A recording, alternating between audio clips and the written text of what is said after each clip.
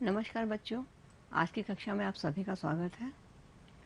बच्चों, पिछली कक्षा में हमने अंकित मान और स्थानीय मान के बारे में पढ़ा था, तो देखते हैं आपको कितना याद है। अब यहाँ पे देख रहे हो स्थानीय मान आगरा का चित्र है और हमारे पास संख्या है 5,43,122। इसमें हमें हर अंक का स्थानीय मान और अंकित मान ज्ञात करना है। तो पहला अंक हम लेते हैं इकाई का अंक है 2। तो 2 का स्थानीय मान निकालने के लिए हमने क्या किया, 2 गुणे 1 बराबर 2। तो 2 का स्थानीय मान हो गया 2 और अंकित मान भी हो गया 2। दहाई में हमारे पास है 2, तो 2 का स्थानीय मान निकालने के लिए हम क्या करेंगे, 2 गुणे 10 बराबर 20 और अंकित मान है 2। सैकड़े में हमारे पास है 1 का स्थानीय मान निकालने के लिए हमने 1 गुणे 100 करा, स्थानीय मान आ गया 100 और अंकित मान है 1। हजार के स्थान पे है 3, तो 3 गुणे 1000 बराबर 3000, स्थानीय मान है 3 का और अंकित मान 1। 4 का स्थानीय मान है 4 गुणे 10,000 40,000 और अंकित मान 1। 5 का स्थानीय मान है 5 गुणे 1 लाख बराबर 5 लाख और अंकित मान है 1। तो बच्चों, आपको अंकित मान और स्थानीय मान याद आ गया होगा। आज हम पढ़ेंगे संख्याओं के विस्तारित रूप के बारे में, संख्याओं को संक्षिप्त रूप में लिखने के बारे में, संख्याओं को आरोही क्रम में लगाने के बारे में, संख्याओं की तुलना करने के बारे में, संख्याओं को अवरोही क्रम के बारे में लगाने के बारे में और सम और विषम संख्याओं को पहचानने के बारे में। लेकिन उससे पहले हमें ये जानना ज़रूरी है कि किस अंक में कितने शून्य होते हैं। उसके लिए हम क्या करते हैं, आप सबके पास अगर आपको स्थानीय मान निकालना हो तो आपको हर बार लगेगा कि आपके पास कॉपी पेंसिल होना चाहिए, लेकिन आज जो हम ये तरीका बता रहे हैं इससे आपको बिना कॉपी पेंसिल के आप स्थानीय मान की गणना कर सकते हो। जैसे ये आपका बायां हाथ है और ये आपका दाहिना हाथ है। बाएं हाथ में आपने पहली उंगली इकाई की मान ली, दूसरी दहाई की, तीसरी सैकड़े की, चौथी हजार की और पांचवी 10,000 की। दाहिने हाथ में अंगूठा लाख का, उसके बगल वाली उंगली 10 लाख की और उसके बाद वाली करोड़ की। उसके लिए आप, ये हमारे पास है अंगूठी टाइप, मैंने यहाँ पे बना लिया। ये हमारा हो गया इकाई, ये हो गया दहाई, ये हो गया सैकड़ा, ये हो गया हजार, ये हो गया 10,000। इसी तरह से यहाँ लाख, यहाँ 10 लाख और यहाँ करोड़। आप आराम से सोच सकते हो, इसको आप दिमाग में बिठा लो तो आप ये पता कर सकते हो कि इस अंक पे कितना स्थान पे कितने शून्य लगेंगे। अगर मान लीजिए हमारे पास है 8, हमारे पास इकाई के स्थान पे है तो उसका मान क्या हो जाएगा 8। लेकिन अगर वही 8 हमारे पास यहाँ है दहाई के स्थान पे तो उसका मान हो जाएगा 80। 8 के बाद में हम 1 शून्य लगाएंगे क्योंकि हमारे पास यहाँ पे 1 उंगली बची है।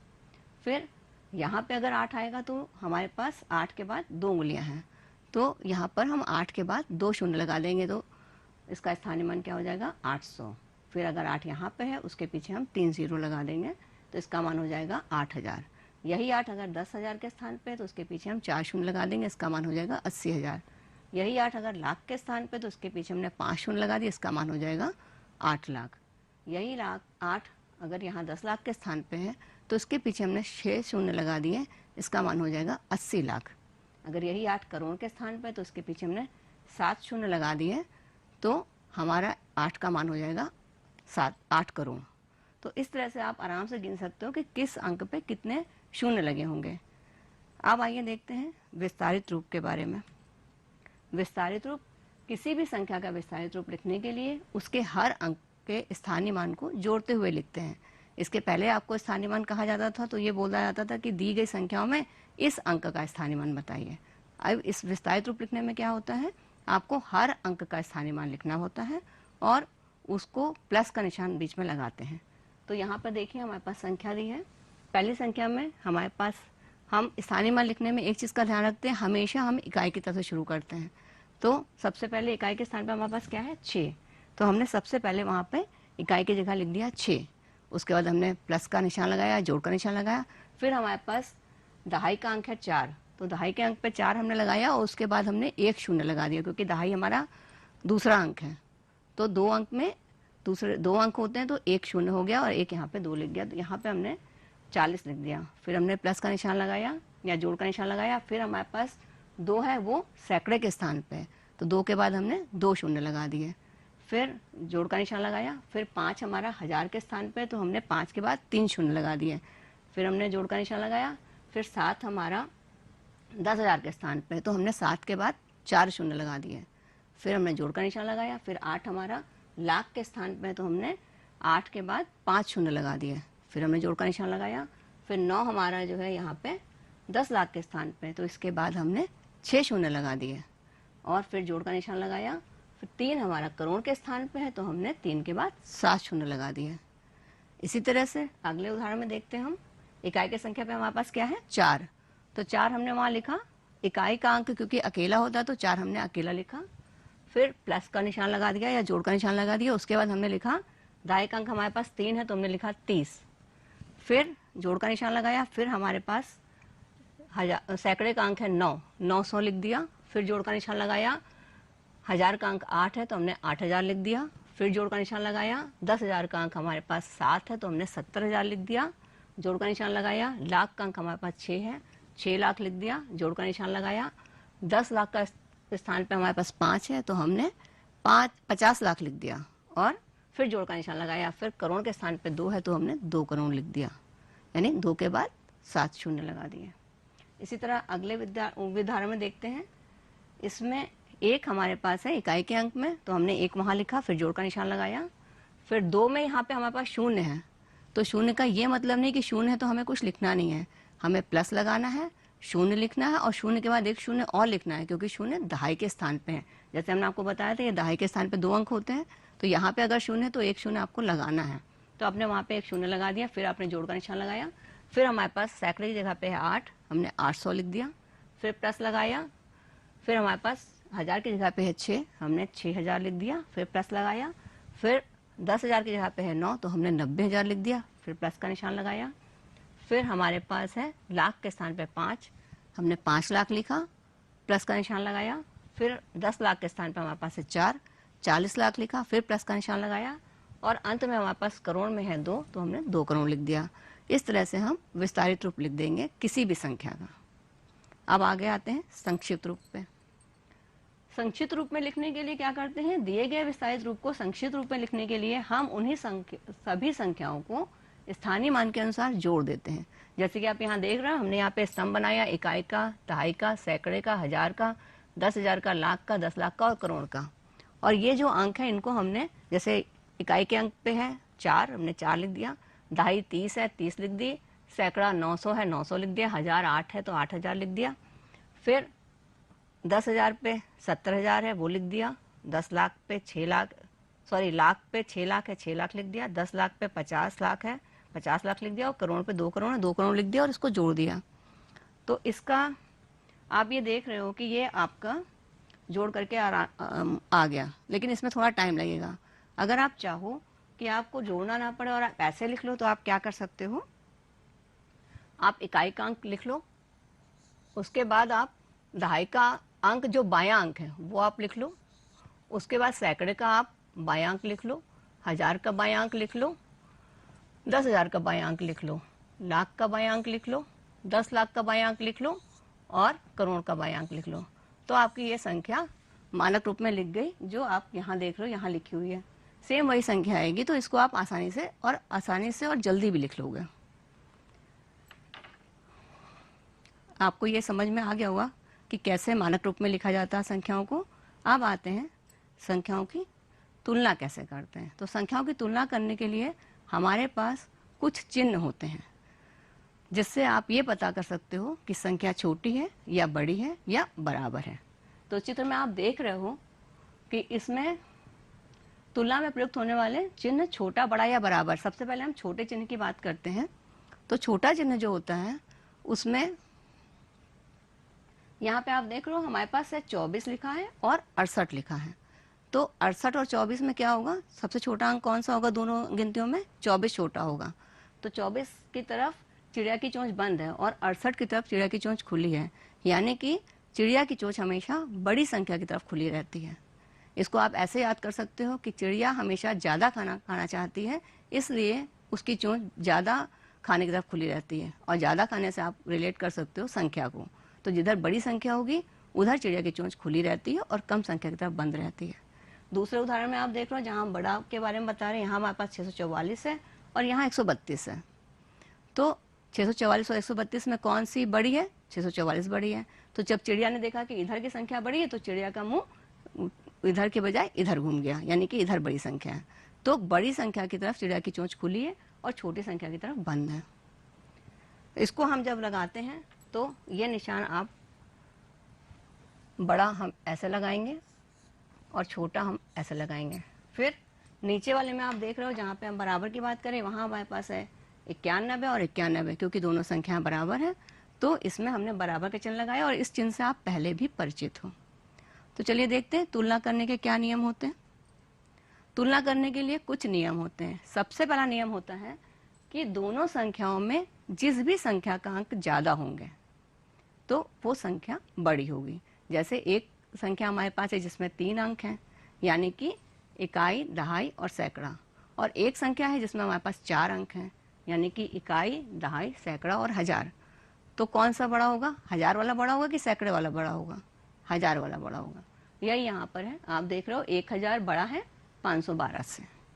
दूसरा नियम है, जब दोनों संख्याओं के सभी अंक बराबर होते हैं तो संख्याएं बराबर होती हैं, यानी दोनों संख्याओं के अंक बराबर हों और उनके स्थानीय मान और अंकित मान दोनों बराबर हों तो वो संख्या बराबर होगी। अब यहाँ पे आप देख रहे हो हमारे पास संख्याएं हैं जिसमें 4-4 अंक हैं, जिसमें 4 अंक का मतलब कि 1000 अंक, 1000 तक हैं 4 अंक हैं, जिसमें 1000 की संख्या पे लिखा है 4-4 वो बराबर है, सैकड़े में लिखा है 8-8 वो भी बराबर है, दहाई में लिखा है 6-6 वो भी बराबर है, और इकाई में लिखा है 1 वो भी बराबर है।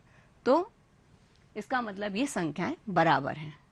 अब बात आती है, जब दोनों संख्याओं में अंक समान हैं तो हम पहचानेंगे कैसे, तुलना कैसे करेंगे? तो तुलना करने के लिए हम हमेशा क्या करते हैं, बड़ी अंक की तरफ से शुरू करते हैं, यानी इकाई की तरफ से नहीं शुरू करते हैं, बल्कि जो भी सबसे बायां बड़ा अंक होता है वहां से शुरू करते हैं।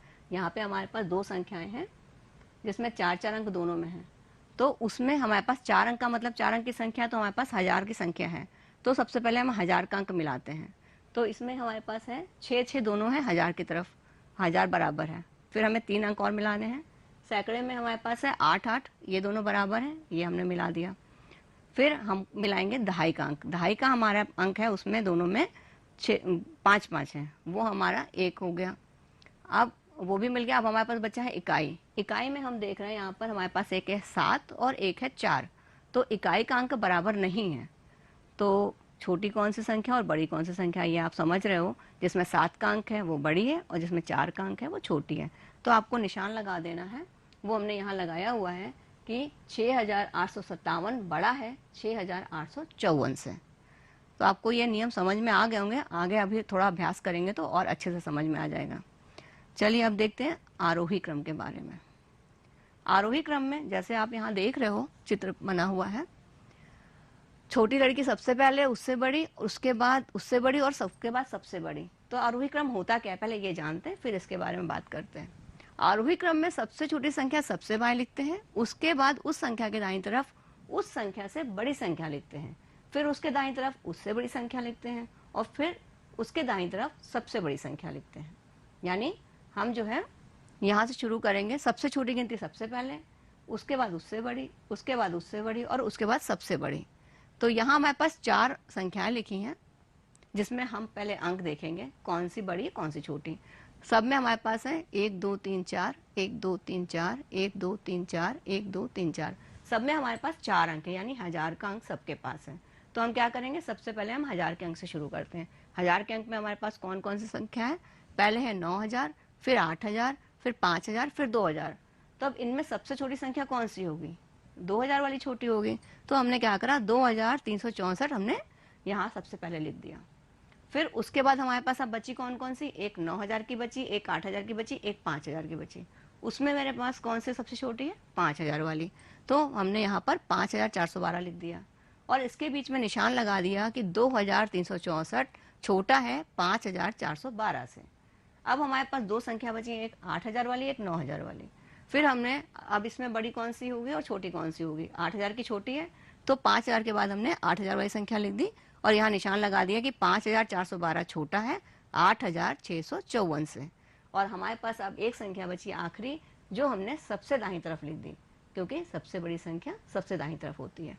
वो हमारी है सॉरी 9876। अब यहाँ पे हमने यहाँ निशान लगा दिया कि 8654 छोटा है 9876 से। तो बच्चों आपको आरोही क्रम समझ में आ गया होगा। इसमें ध्यान रखना है कि सबसे छोटी संख्या सबसे पहले, उससे बड़ी उसके बाद, उससे बड़ी उसके बाद और सबसे बड़ी सबसे बाद में लिखते हैं। अब आते हैं अवरोही क्रम पे। अवरोही क्रम आरोही क्रम का ठीक उल्टा होता है। अब यहाँ पे जैसे आप देख रहे हो चित्र बना है, एक बड़ा बच्चा, उससे छोटा और सबसे छोटा। तो अवरोही क्रम होता क्या है पहले ये जानते हैं। अवरोही क्रम में सबसे बड़ी संख्या सबसे बाएं लिखी जाती है, फिर उस संख्या के दाहिनी तरफ उस संख्या से छोटी संख्या लिखते हैं, फिर उसके दाहिने हम उससे छोटी लिखते हैं, फिर उससे दाहिने हम उससे छोटी लिखते हैं और सबसे दाहिने हम सबसे छोटी संख्या लिखते हैं। तो जैसे आप चित्र से आपको स्पष्ट हो रहा होगा कि बड़ी संख्या सबसे पहले, उसके बाद उससे छोटी, फिर उससे छोटी और फिर सबसे छोटी। तो यहाँ हमारे पास कुछ संख्या लिखी हैं जिसमें अंक हम देख रहे हैं 1 2 3 4। एक संख्या में 4 अंक हैं, फिर दूसरी में 1 2 3 4, दूसरी में भी 4 हैं, 1 2 3 4 5, 1 2 3 4 5 6। तो आप देख रहे हो यहाँ पे हमारे पास 4 संख्याएं जिसमें 2 संख्याओं में जो है वो 4 अंक हैं, एक में 5 अंक है और एक में 6 अंक हैं। तो आपको मालूम है कि 6 अंक की बड़ी संख्या हमारी सबसे बड़ी होती है। तो जो हमारी 6 अंक की संख्या वो हमने सबसे पहले यहाँ लिख दी और उसके बाद हमने लिख दी 5 अंक की संख्या, वो हमने उसके बगल में उसके दाहिनी तरफ लिख दी 5 अंक की। अब हमारे पास बची 2 संख्या, लेकिन उसके पहले हमें यहाँ निशान लगा देना है कि हमारी ये संख्या जो है वो क्या है। तो ये हमारे पास संख्या है 6,32,541, बड़ी है 54,789 से। उसके बाद हमारे पास 2 संख्या बची हैं जिसमें 4 अंक हैं, जिसमें 1000 के अंक में एक में है 6 और दूसरे में है 3। तो 6 बड़ा होगा या 3 बड़ा होगा? 6 बड़ा है। तो हम क्या करेंगे 54,000 के बाद हम 6000 वाली संख्या लिख देंगे और यहाँ निशान लगा देंगे 54,789 बड़ा है 6,549 से। और सबसे आखिर में जो मेरे पास एक संख्या बची है 3,248, वो लिख देंगे और यहाँ निशान लगा देंगे कि 6,549 बड़ा है 3,248 से। तो ये आपको समझ में आ गया होगा कि अवरोही क्रम में बड़ी संख्या से शुरू करके सबसे छोटी संख्या तक हम पहुंचते हैं। फिर आगे आते हैं सम और विषम संख्या। तो बच्चों आप सभी को 2 का पहाड़ा तो आता होगा। यहाँ पे हमें सिर्फ 2 के पहाड़े से मतलब है, क्योंकि सम संख्या वो संख्याएं होती हैं जो संख्याएं 2 से भाग देने पर पूरी तरह कट जाती हैं या पूरी तरह विभाजित हो जाती हैं, कुछ भी शेष नहीं बचता, उन्हें सम संख्या कहते हैं। और जो संख्याएं 2 से विभाजित नहीं होती यानी कुछ शेषफल बच जाता है, उन्हें विषम संख्या कहते हैं। जैसे यहाँ पे आप चित्र देख रहे हो, इसमें 16 है, 8 है, 19 है, 20 है और 25 है। तो चलिए देखते हैं कौन 2 के पहाड़े से कटता है और कौन सा नहीं कटता है। 2 का पहाड़ा पढ़ के देखते हैं। 16 के 2 के पहाड़े में आता है, तो 2 8 16 यानी 2 के पहाड़े में 16 आता है, तो 16 सम हो गई। 8 आता 2 के पहाड़े में, 2 चौके 8, 8 भी, इसका मतलब ये भी सम है। क्या 19 आता है 2 के पहाड़े में? नहीं आता। 2 का पहाड़ा जब हम पढ़ते हैं तो या तो 2 9 18 आएगा या 2 दहम 20 आएगा, 19 नहीं आता, तो 19 विषम संख्या हो गई। फिर 2 दहम 20 आता है तो 20 से कट जाता है 2 से, इसका मतलब 20 सम संख्या हो गई। फिर 25 भी 2 से नहीं कटता, क्योंकि 2 का अगर हम पहाड़ा पढ़ेंगे तो 12 बार ले जाएंगे तो 24 आएगा, 12 दूना 24 और 1 फिर बच जाएगा, तो 25 भी विषम संख्या है। तो हम यहाँ देख रहे हैं कि 16, 8 और 20 2 से पूरे पूरे कट जाते हैं, कुछ भी नहीं बचता, इसलिए ये सम संख्याएं हैं। और 19 और 25 2 से पूरी तरह नहीं कटते, इसलिए विषम संख्या है।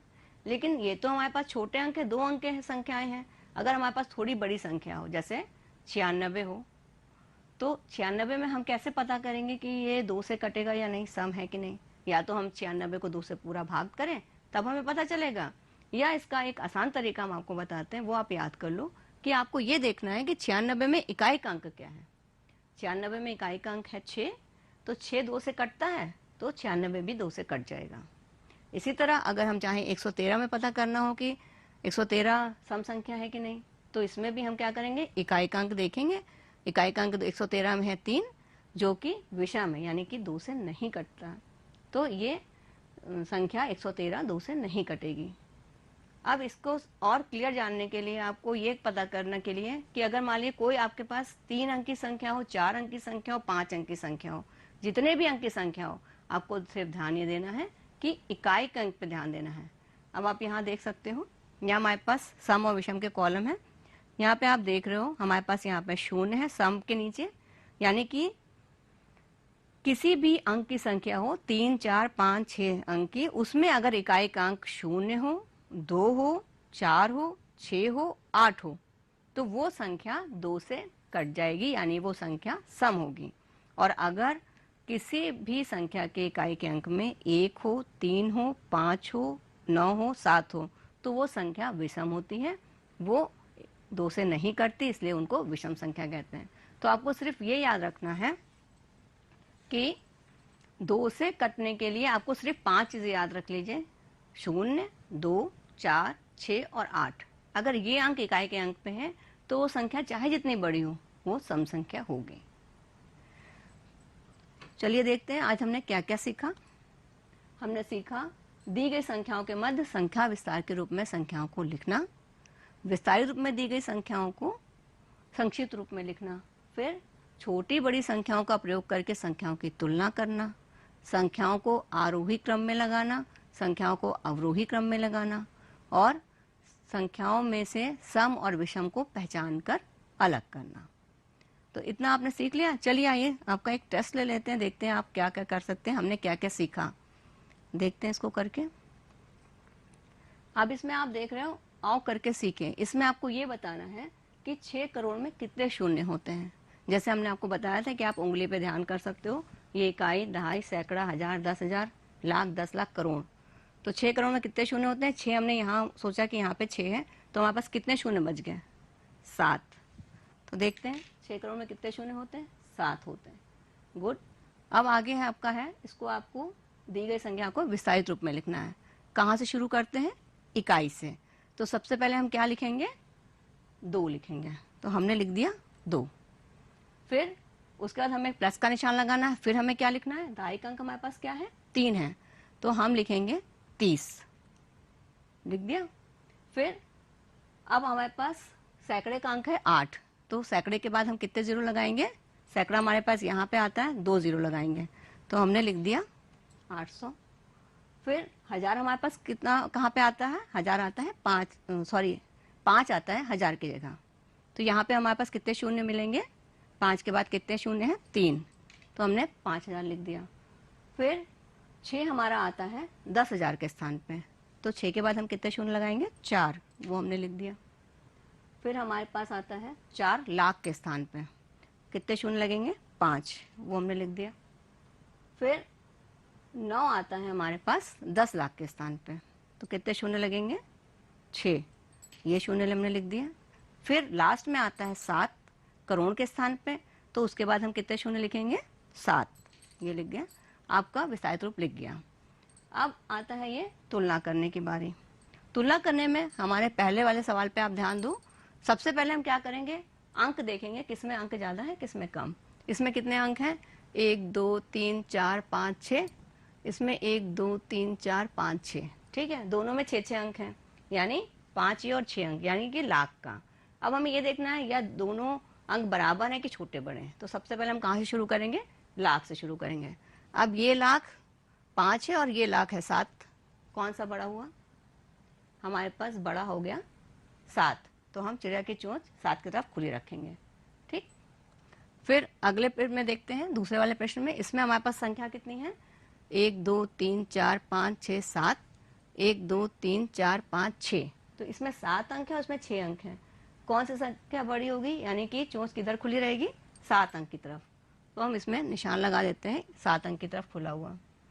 तीसरे प्रश्न में देखते हैं। इसमें हमारे पास है 1, 2, 3, 4, 5, 6, 7, 8। 1, 2, 3, 4, 5, 6, 7, 8, 8 अंक दोनों में है। तो इसमें हम क्या करेंगे? करोड़ की तरफ से जोड़ेंगे। तो इसमें देखिए आप 4 और 4 बराबर है, 3 और 3 भी बराबर है, 8 और 8 भी बराबर है, और यहाँ पर ये 5, ये 0 है और ये 5 है, तो इसमें जो है हमारा 5 बड़ा है और 0 छोटा है। तो हम क्या करेंगे? निशान हम लगा देंगे, जिधर 5 है उधर बड़ा है उधर छोटा है। फिर अगले में हमारे पास यहाँ पर है कितने अंक हैं? 1, 2, 3, 4, 5, 6, 7। 1, 2, 3, 4, 5, 6, 7। तो हम यहाँ से देखते हैं हमारे पास 6 बराबर है, 5 बराबर है, 8 8 बराबर है और यहाँ पे 9 ये बड़ा है और 0 छोटा है, तो हमारा निशान कैसा लगेगा? चिड़िया की चोंच इधर खुली रहेगी क्योंकि यहाँ 9 बड़ा है। आखिरी में हम देखते हैं इस वाले में 4 4 बराबर है, 3 3 बराबर है, 8 8 बराबर है, 9 9 बराबर है, 3 3 बराबर है, सॉरी 5 5 बराबर है, 0 0 बराबर है और 1 1 बराबर है। तो निशान हम क्या लगा देंगे? बराबर का। अब इसको आपको संक्षिप्त रूप में लिखना है। उसमें आपको करना क्या है? आपने 8 लिखना है, 4 लिखना है, 2 लिखना है, 7 लिखना है, 5 लिखना है, 9 लिखना है और 4 लिखना है। आपका मानक रूप आ जाएगा। ठीक है, अब आगे चलते हैं।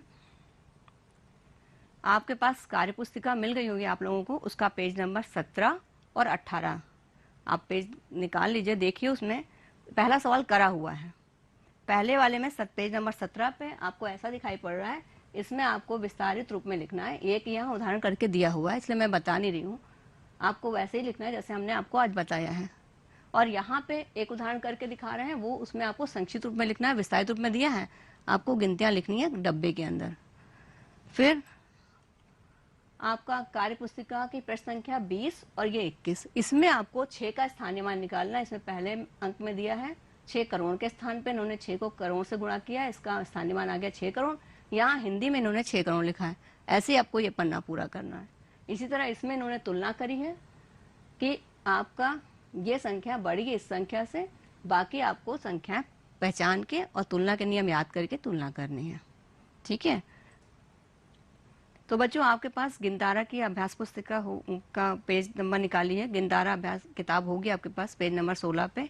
इसमें आपके नीचे लिखी संख्याओं को विस्तारित रूप में लिखना है और नीचे लिखी संख्याओं को संक्षिप्त रूप में लिखना है। हम इसमें एक एक सवाल आपको करके बताएंगे। तो पहले इसमें हम यहाँ लिखेंगे 2, फिर हमारे पास दहाई का अंक है इसमें 30, सैकड़े का अंक 4 है तो 400, 1000 का अंक है 5 तो 5000, 10,000 का अंक है 9 तो 9 के बाद 4 जीरो, और लाख का अंक है 3 तो 3 के बाद 5 जीरो। इसी तरह संक्षिप्त रूप में लिखने के लिए हम क्या करेंगे? 1 लिखेंगे, उसके दाहिने हम 5 लिखेंगे, फिर 7 लिखेंगे, फिर 8 लिखेंगे, फिर 1 लिखेंगे, फिर 2 लिखेंगे और फिर 4 लिखेंगे। हमारा संक्षिप्त रूप आ जाएगा। फिर अगले में आपको बड़ा या छोटा लिखना है। इसमें हम पहले देखते हैं कि हमारे पास अंक कितने, 1 2 3 4 5 6 7, 1 2 3 4 5 6 7 8, तो 8 अंक एक में 7 अंक हैं। बड़े कौन सा हुआ? 8 वाला बड़ा हुआ। तो हमने ये निशान ऐसे लगा दिया। तो बच्चों उम्मीद करते हैं कि आपको आज की कक्षा रुचिपूर्ण लगी होगी। फिर मिलते हैं आपसे अगली कक्षा में। आप अपनी पेन, कॉपी, पेंसिल और किताब लाना मत भूलिएगा। तब तक के आज मैं आपको एक कहानी सुनाने वाला हूँ। ये कहानी है मेरे बचपन की, मेरे माता पिता की और क्रिकेट की। मेरे माता पिता का हमेशा से ही ये मानना रहा है कि कोई भी क्षेत्र में सर्वश्रेष्ठ बनने के लिए शुरुआत हमेशा